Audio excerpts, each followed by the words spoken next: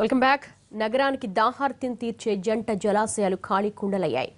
Gandipet Osman Sagar dead storage 1758 అడుగులు కాగా ఈ స్థాయిలోనూ నీటి జాడ కనిపించక రాళ్లు తేలుతున్నాయి.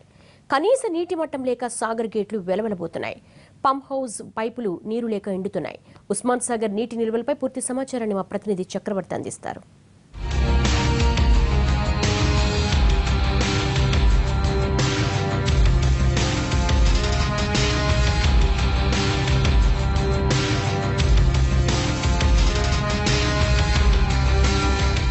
సుమారుగా 100 ఏళ్ల క్రితం నిర్మించబడ్డ జంట జలాశయాలు హిమాయత్ సాగర్, ఉస్మాన్ సాగర్ 1920-27 మధ్య కాలంలో అప్పటి 7వ నిజాం నవాబు మూసీ నది వరదను తట్టుకుంటూనే జంట నగరాల ప్రజల నీటి అవసరాలను తీర్చే విధంగా ఈ జంట జలాశయాలను ప్లాన్ చేసి కట్టారు. అప్పటి నుంచి ఇప్పటి వరకు నగర ప్రజల దాహార్తిని తీర్చడంలో కీలక పాత్ర పోషిస్తున్నాయి ఉస్మాన్ సాగర్, హిమాయత్ సాగర్. ఏ కాలంలో చూసినా కూడా నీటితో కలకల్లాడడం వీటి ప్రత్యేకత. కానీ గత కొద్ది కాలంగా ఆ పరిస్థితికి భిన్నమైనటువంటి పరిస్థితి కనపడుతూ ఉంది. ఎండిపోయిన జలాశయాలు మనకి దర్శనమిస్తూ ఉన్నాయి. దీనికి కారణం వర్షాలు తగ్గిపోవడం కావచ్చు, జనాభా పెరుగుదల కావచ్చు, చుట్టూ ఉన్న అక్రమ నిర్మాణాలు పెరగడం కావచ్చు. ఈ నేపథ్యంలో కొద్ది రోజుల క్రితం 10 రోజుల క్రితం ఉస్మాన్ సాగర్ నీటి సప్లై పూర్తిగా ఆపేశారు.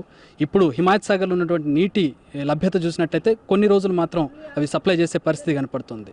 ఈ నేపథ్యంలో రెండు జంట జలాశయాల వాస్తవ పరిస్థితి ఏ విధంగా ఉందో ఇప్పుడు చూద్దాం.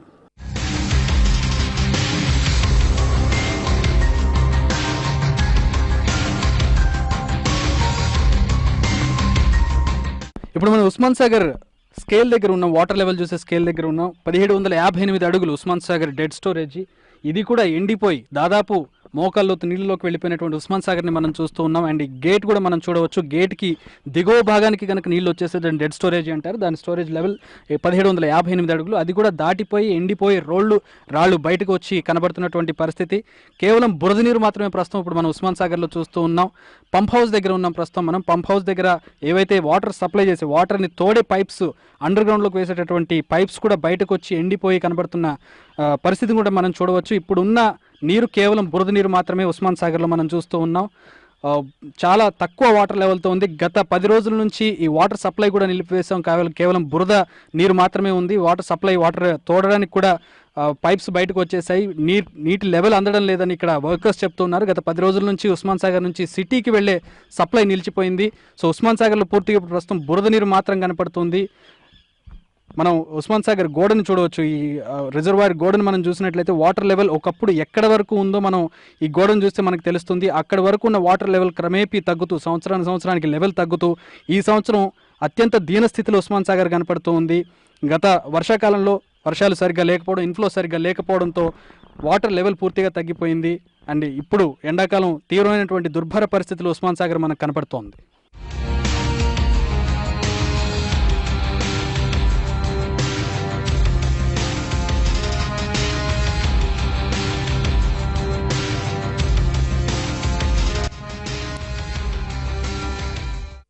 హైదరాబాద్ జంట జలాశయాల్లో ఒకటైన ఉస్మాన్ సాగర్ దుస్థితిని మనం చూస్తూ ఉన్నాం ప్రత్యక్షంగా. నెర్రెలిచ్చిన భూమిని మనం చూడవచ్చు, బయటపడ్డ రాళ్లను చూడవచ్చు, అలాగే ఎండిపోయిన రిజర్వాయర్ గోడను చూడవచ్చు.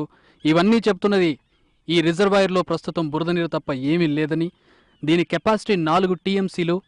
ఇక్కడ నుంచి దాదాపు 15 మిలియన్ గ్యాలన్ల నీటిని ప్రతిరోజు ట్విన్ సిటీస్కి మంచినీటి కోసం ఇక్కడ నుంచి తరలించేవారు. ఈరోజు దీని దుస్థితి ఒక్క చుక్క కూడా నీరు ట్విన్ సిటీస్కి పంపించడానికి వీల్లేనటువంటి దుస్థితిలో ప్రస్తుతం ఉస్మాన్ సాగర్ రిజర్వాయర్ మనకు కనపడుతూ ఉంది.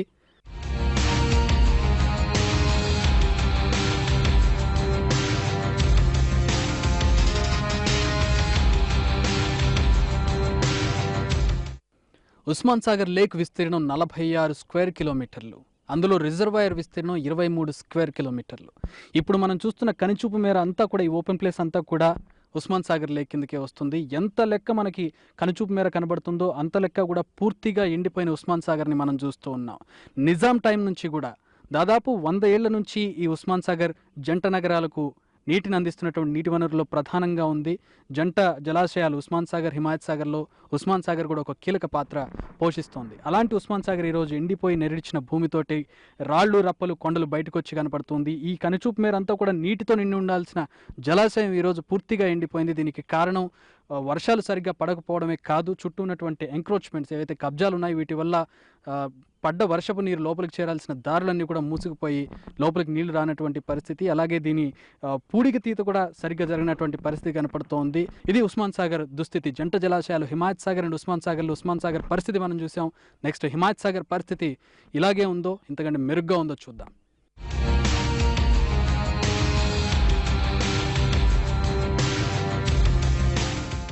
ప్రస్తుతం నేను లిటరల్గా హిమాయత్ సాగర్లో నిలబడి ఉన్నాను. ఇందాక మనం చూసింది positive side of Himayat Sagar. ఆ కొద్ది లెవెల్లో ఉన్నటువంటి పంప్ హౌస్ దగ్గర ఉన్నటువంటి వాటర్ లెవెల్లో ఇందాక మనం చూసాం హిమాయత్ సాగర్ పరిస్థితి. కానీ ఇప్పుడున్నటువంటి పరిస్థితి దానికి భిన్నంగా కనపడుతుంది. రాళ్ళు రప్పలు బయటకు వచ్చి major part of Himayat Sagar పూర్తిగా ఎండిపోయినటువంటి పరిస్థితి కనపడుతోంది. కొద్ది లెక్క మాత్రం మనకి వాటర్ లెవెల్ కనపడుతుంది. అవి మరొక 3 నెలలు సిటీకి సర్వ్ చేస్తాయని చెప్పి ఇక్కడ ఉన్నటువంటి వర్కర్స్ చెప్తూ ఉన్నారు. మిగతా ప్రాంతం అంతా కూడా డ్రై అయిపోయి పూర్తిగా ఎండిపోయినటువంటి పరిస్థితి కనపడుతుంది. అండ్ హిమాయత్ సాగర్ అండ్ ఉస్మాన్ సాగర్ రెండు కూడా ఏకకాలంలో కొన్ని ఏళ్ల వ్యవధిలో ఏకకాలంలో నిర్మించిన 2 జలాశయాలు ఇవి. అయితే ఉస్మాన్ సాగర్ కంటే హిమాయత్ సాగర్ డిఫరెంట్ అని చెప్పుకోవచ్చు. ఎందుకంటే ఉస్మాన్ సాగర్ కెపాసిటీ కానీ హిమాయత్ సాగర్ కెపాసిటీ కానీ రెండు భిన్నమైనవి. ఉస్మాన్ సాగర్ కంటే కూడా హిమాయత్ సాగర్ తక్కువ కెపాసిటీ కలిగింది. ఉస్మాన్ సాగర్ కెపాసిటీ 4 టీఎంసీలు సుమారుగా అయితే హిమాయత్ సాగర్ కెపాసిటీ 3 టీఎంసీల కెపాసిటీ. అండ్ దాని నీటి మట్టం చూసినట్లయితే 1790 అడుగుల నీటి మట్టంతో ఉస్మాన్ సాగర్ నిర్మించబడితే ఇది 1763.5 అడుగుల నీటి మట్టంతో హిమాయత్ సాగర్ నిర్మించబడింది. అయితే ఇక్కడ ఉన్నటువంటి విశేషం ఏంటంటే ఉస్మాన్ సాగర్ కంటే కూడా హిమాయత్ సాగర్ నీటి సప్లై ఎక్కువగా ఉంటుంది, నీటి లభ్యత ఎక్కువగా ఉంటుంది. ఎందుకంటే దీని క్యాచ్మెంట్ ఏరియా కానీ అలాగే దీంట్లో ఉన్నటువంటి ఇన్ఫ్లో ఎక్కువగా ఉంటుంది హిమాయత్ సాగర్కి. దీంతో ఉస్మాన్ సాగర్ కంటే హిమాయత్ సాగర్ సప్లై మెరుగ్గా ఉంటుంది. అండ్ ఎండిపోయిన సందర్భాలు కూడా ఉస్మాన్ సాగర్ 10 రోజుల క్రితమే వాటర్ సప్లై నిలిపివేసినా కూడా ఇప్పుడు మనం చూసినట్లయితే హిమాయత్ సాగర్ మరొక 3 నెలలు 3 మిలియన్ గ్యాలన్ల నీటిని సిటీకి సప్లై చేసే పరిస్థితి ఉందని చెప్పి ఇక్కడ ఉన్నటువంటి వర్కర్స్ చెప్తూ ఉన్నారు. ఇక్కడున్న వాటర్ లెవెల్ని ఎస్టిమేట్ చేస్తూ ఉన్నారు మనకి. మనం ఇప్పుడు చూస్తున్నటువంటి ఇవి flood gates, Himayat Sagar flood గేట్స్ని మనం చూస్తున్నాం. మొత్తం 17 ఫ్లడ్ గేట్స్ ఇవి. అయితే ఎప్పుడో రాజశేఖర రెడ్డి హయాంలో అంటే దాదాపు 6-7 ఏళ్ల క్రితం ఈ ఫ్లడ్ గేట్స్ని ఓపెన్ చేశారట. ఇప్పటి వరకు మళ్ళీ ఫ్లడ్ గేట్స్ ఓపెన్ చేసిన దాఖలాలు లేవని చెప్పి ఇక్కడ పనిచేస్తున్న వాళ్ళు చెప్తూ ఉన్నారు.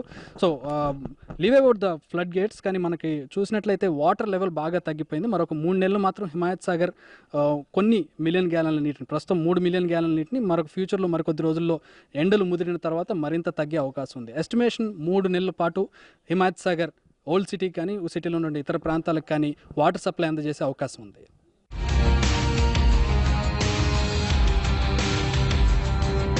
మనం హిమాయత్ సాగర్ పంప్ హౌస్ దగ్గర ఉన్నాం. హిమాయత్ సాగర్ పరిస్థితిని చూసినట్లయితే ఉస్మాన్ సాగర్ మీద మెరుగ్గానే ఉందని చెప్పుకోవాలి. ఎందుకంటే ఉస్మాన్ సాగర్ సప్లై అనేది 10 రోజుల క్రితమే సిటీకి ఆపేశారు. కానీ ఉస్మాన్ సాగర్ నుంచి హిమాయత్ సాగర్ మెరుగైన స్థితిలో ఉందని ఎందుకు చెప్పుకోవాలంటే ఈరోజు రిజిస్టర్ చెక్ చేసినట్లయితే మనం 3 మిలియన్ గ్యాలన్ల నీటిని ఈ రోజు కూడా సప్లై చేశారు. గత కొద్ది రోజులుగా 3 మిలియన్ గ్యాలన్ల నీటిని పంపిస్తున్నారు. కానీ చాలా తక్కువ అని చెప్పుకోవాలి హిమాయత్ సాగర్ నీటి సప్లై ఈ రోజుతో పోల్చుకుంటే. ఎందుకంటే నిండుగా ఉన్న రోజుల్లో హిమాయత్ సాగర్ నుంచి దాదాపు 18 నుంచి 20 మిలియన్ గ్యాలన్ల నీటిని సిటీకి సప్లై చేసేవారు. కానీ ఈరోజు చూసినట్లయితే 3 మిలియన్ గ్యాలన్ల నీటిని మాత్రం ఈరోజు సప్లై చేస్తున్నటువంటి పరిస్థితి. మనం హిమాయత్ సాగర్ గేట్లను మనం చూడొచ్చు. దాదాపు గేట్లు బయట కనబడుతూ ఉన్నాయి. డెడ్ స్టోరేజ్కి దగ్గరలో ఉందని చెప్పుకోవచ్చు.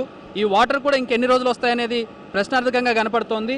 అండ్ దీని లెవెల్ వచ్చేసి ఈరోజు 1735 అడుగుల దగ్గర సుమారుగా ఉంది.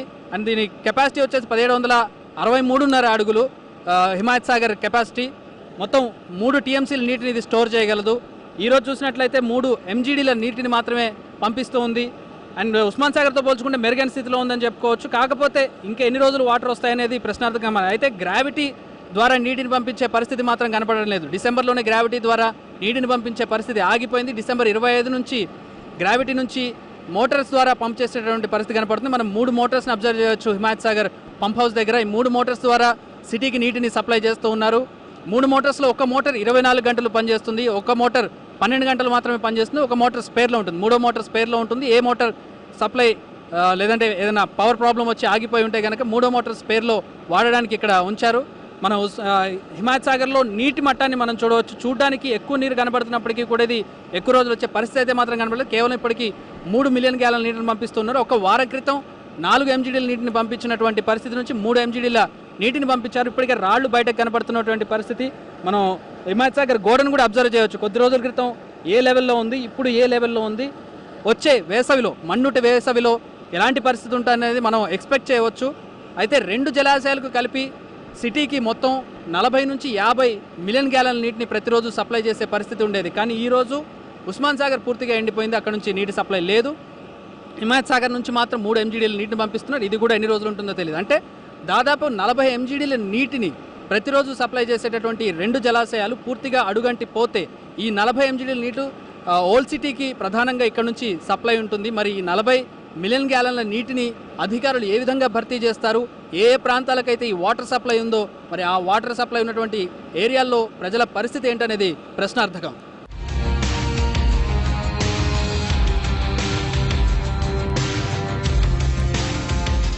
ప్రస్తుతం హిమాయత్ సాగర్ దగ్గర స్థానికులతో మనం ఉన్నాం. గతంలో హిమాయత్ సాగర్ ఎలాంటి పరిస్థితిలో ఉంది, ఇప్పుడు ఎట్లా ఉంది, వాళ్ళు ఎట్లా ఏమనుకుంటున్నారు హిమాయత్ సాగర్ గురించి వాళ్ళని అడిగి తెలుసుకుందాం.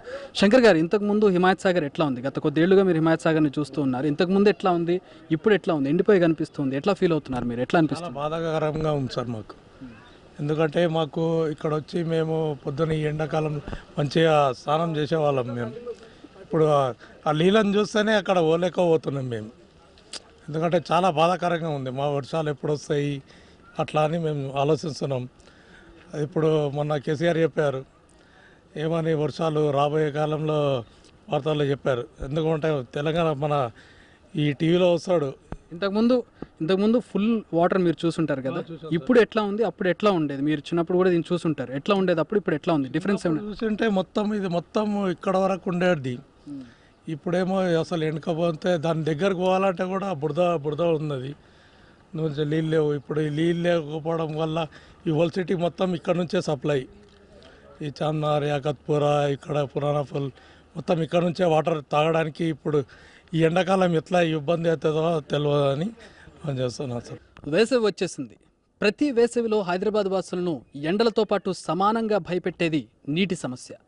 దాదాపు 1 కోటి జనాభా ఉన్న హైదరాబాద్కి ప్రతిరోజు 480 మిలియన్ గ్యాలన్ల నీరు అవసరం అవుతుంది.